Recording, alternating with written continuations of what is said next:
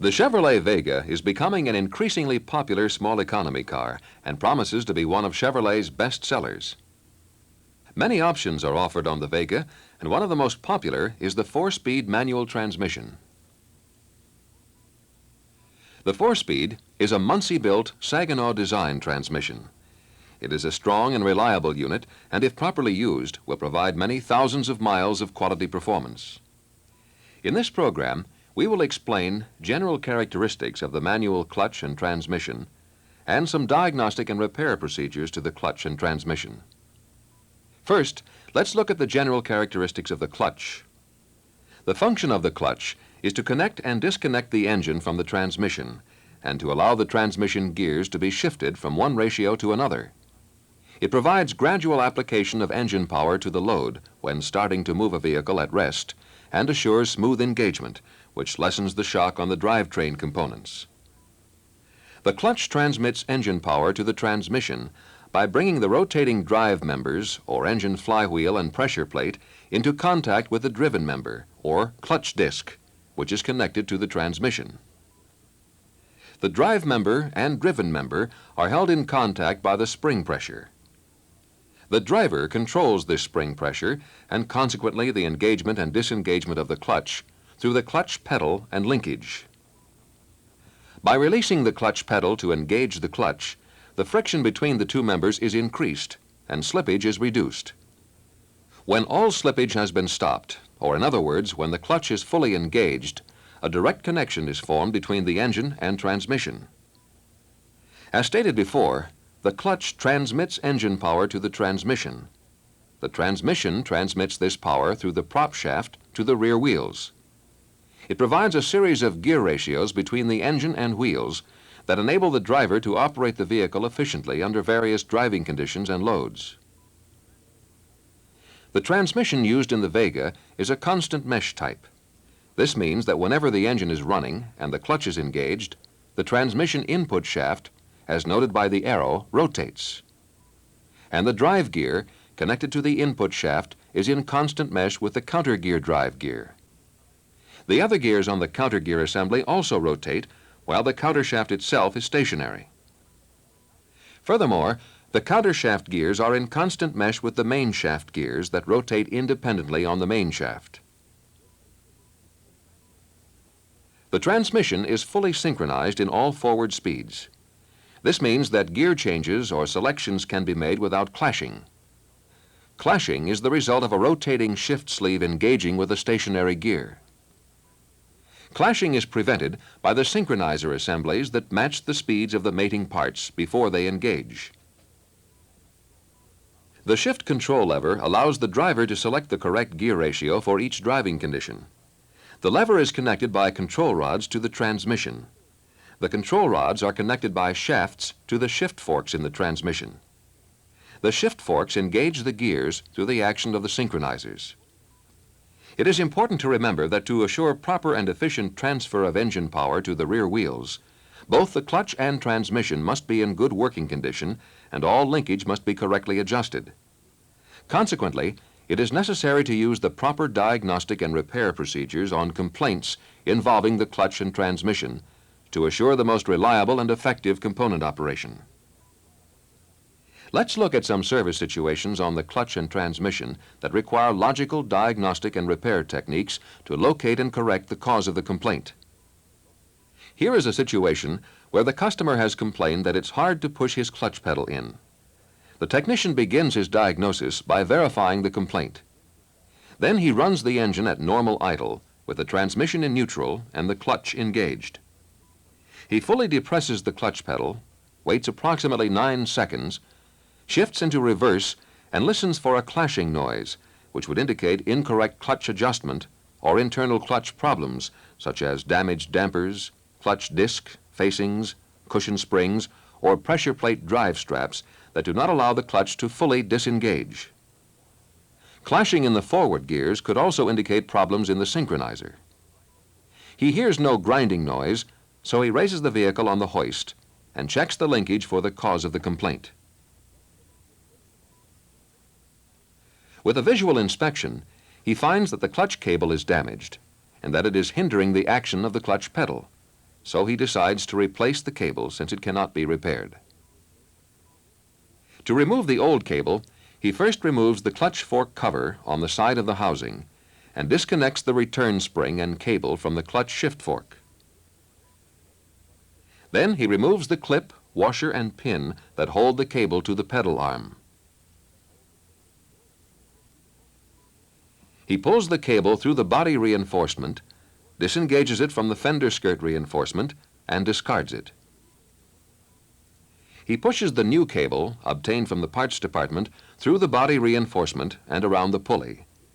Then, after lubricating the retaining pin with a graphite-type grease, he secures the cable end to the pedal arm with the pin, washer, and clip. He routes the cable over the fender skirt reinforcement and down to the clutch fork lever. Before fastening the cable to the lever, the technician first adjusts the ball stud. To do this, he places the gauge so the flat end is against the front face of the clutch housing and the hooked end is at the point of the cable attachment on the fork. Then he removes the cap and lock nut and turns the ball stud inward by hand until the clutch release bearing contacts the clutch spring fingers. He installs the lock nut and tightens it to specifications, being careful not to change the ball stud adjustment.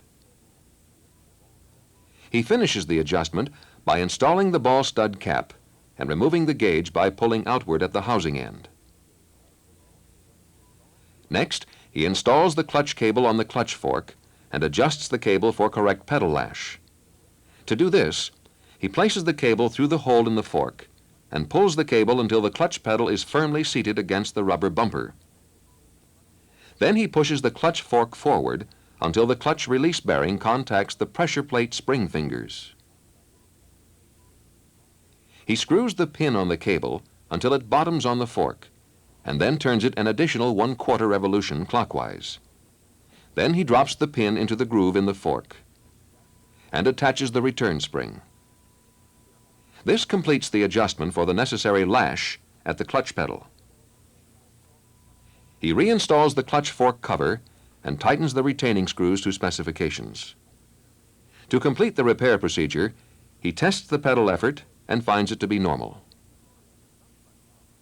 Some clutch problems can be more difficult to diagnose and may even require a major overhaul of the clutch assembly. But even difficult service situations can be simplified by good diagnostic procedures that reduce time and effort to make the job easier. Let's look at a situation that includes a clutch overhaul.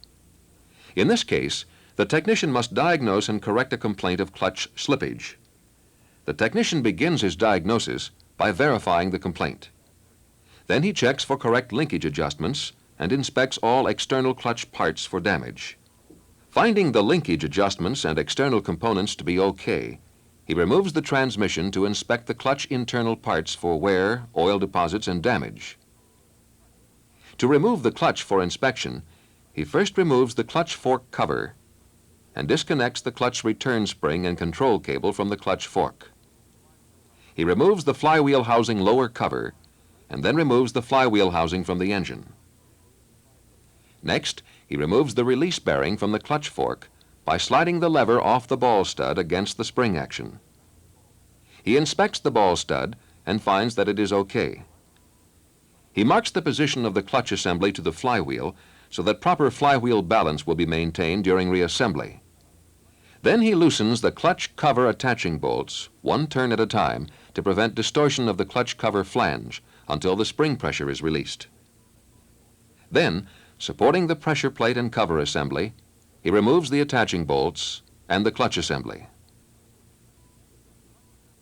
With the clutch assembly removed, the technician begins his inspection for oil leaks and for worn or damaged parts that could have caused the slippage. The technician finds no indication of an oil leak, so he checks the flywheel for scores, cracks, or evidence of heat damage. Using a straight edge, he checks the surface for flatness and then cleans it with solvent. Finding the flywheel to be okay, the technician next checks the clutch plate for damage or excessive wear to the facings, loose rivets, and broken or loose torsional springs. He also checks the fit of the clutch plate on the transmission input shaft gear. He finds that the plate is worn and knows that this is the probable cause of the slippage complaint. However, he continues his inspection for other parts that could be damaged. He checks the clutch fork ball socket and fingers for wear and the ball retaining spring for damage. He inspects the fork assembly for loose pins or missing rubber absorbers. He finds all these parts to be okay, so he inspects the clutch release bearing for scoring, excessive wear, roughness, and improper fit on the clutch drive gear bearing retainer. No damage is evident. To complete his inspection, he checks the pressure plate and cover assembly. He finds the surface of the pressure plate to be slightly rough, and when checking the surface with a straight edge, he finds it to be warped. He replaces the damaged parts with new ones obtained from the parts department. He replaces the entire pressure plate and cover assembly as a unit, since it cannot be rebuilt. After the technician has located the cause of the complaint, he replaces the clutch plate, pressure plate, and cover assembly. The throwout bearing, as seen here, is permanently packed with lubricant and should not be soaked in cleaning solvent, since this will dissolve the lubricant. Next, the technician lubricates the ball stud and reassembles the clutch according to the procedures outlined in the service manual.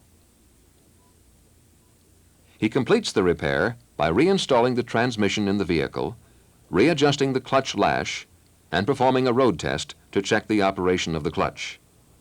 He finds the clutch to be operating satisfactorily. Just as with clutch complaints, diagnostic and repair procedures for transmission complaints are not difficult if a logical and systematic procedure is followed. Let's examine another service situation involving the transmission. In this case, the customer registers a transmission complaint involving a hard shift effort. To begin his diagnosis, the technician verifies the complaint, noting that the transmission is hard to shift from first to second when the clutch is depressed and the engine is not running. He repeats the check on a road test and still finds that the transmission is hard to shift, but there is no clashing. This indicates that the cause of the complaint is either in the shift mechanism or in the synchronizer assemblies. With the vehicle on the hoist, he checks for binding or damaged linkage. The linkage moves freely and is properly lubricated. After cleaning the linkage, the technician decides to check its adjustment. He loosens the lock nuts at the swivels on the shift rods and makes sure that the rods pass freely through the swivels. With the shift levers and the shift control lever in neutral, the technician aligns the control levers and installs the gauge pin into the levers and the bracket. The technician tightens the first and second shift rod nuts against the swivel to specifications, and then properly torques the third and fourth shift rod nuts against the swivel. He tightens the reversed shift control rod nut to specifications and removes the gauge pin from the control lever assembly. He checks the effort to shift and still finds it to be excessive. In order to isolate the problem to the transmission itself, the technician disconnects the shift rods at the transmission levers and then checks the transmission shift effort.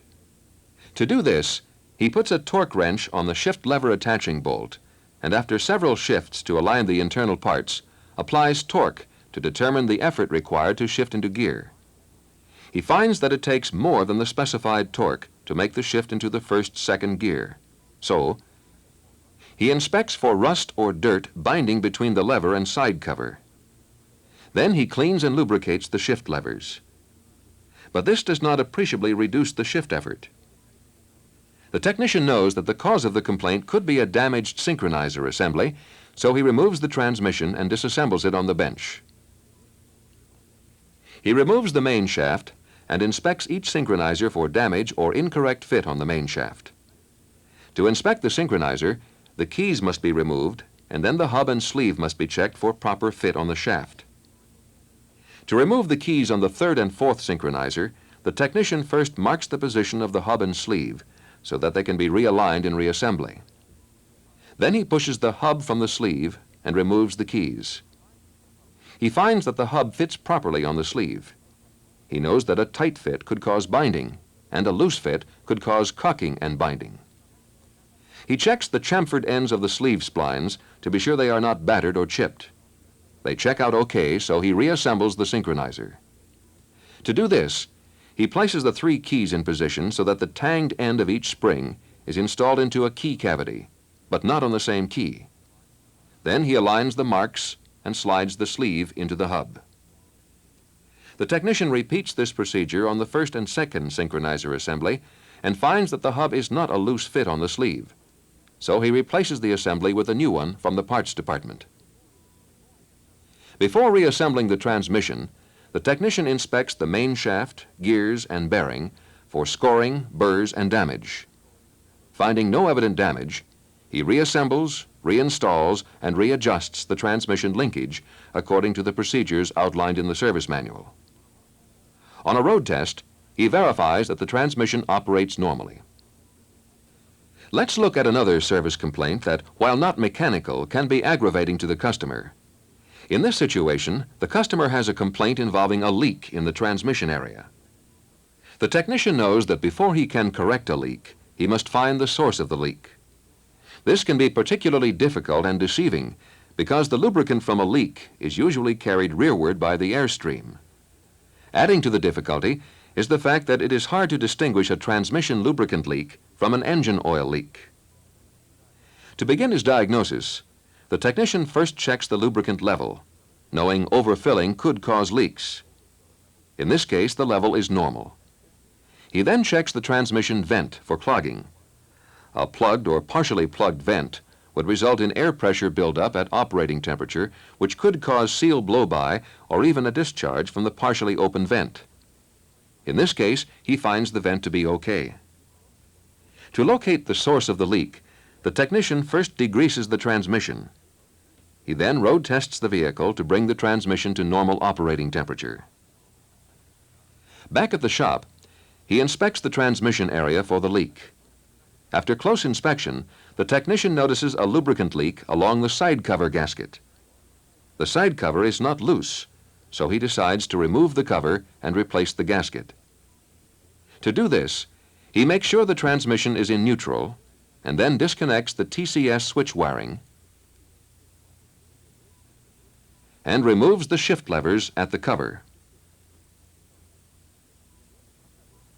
He removes the cover from the transmission, making sure the oil is drained into a waste container. Then he removes the old gasket and cleans and inspects the cover and contact surfaces for smoothness and flatness. He replaces the gasket with a new one from the parts department. To reinstall the cover, he makes sure the shift levers are still in the neutral position. Then he aligns the shift forks with the sliding sleeves and installs the cover to the transmission, torquing the bolts to specifications. He reconnects the TCS switch wiring and refills the transmission with the proper lubricant. He reinstalls the shift levers to the shifter shafts and adjusts the linkage. To complete the repair, he road tests the vehicle again and checks the gasket area for leakage, noting that no leak is evident. This completes our discussion on diagnostic and repair procedures for the Vega 4-speed transmission and clutch. When diagnosing and repairing a clutch or transmission complaint, it is most important to follow a logical procedure to eliminate unnecessary work and to assure a correct solution to the complaint. In this program, we have explained the basic characteristics of the Vega 4-speed transmission and clutch, and we have included some basic diagnostic and repair procedures. More detailed information can be found in the appropriate service and overhaul manuals.